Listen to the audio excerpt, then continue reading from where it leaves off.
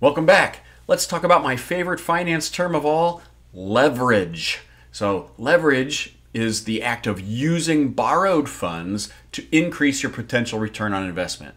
Really, all we're talking about is borrowing money from a bank or another lender to invest it into your company or into a project so that your return on that project is greater for the money that you've invested.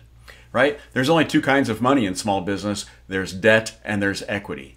Leverage is a use of debt to leverage your equity's returns.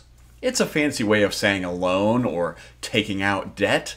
And if you want to use it that way, that's just fine. But the reason we take out debt to put into a project or into our businesses is to leverage our returns, to get a higher rate of return on the cash that we invest. Hope that helps. Use some leverage in your business. See how far you can lever it.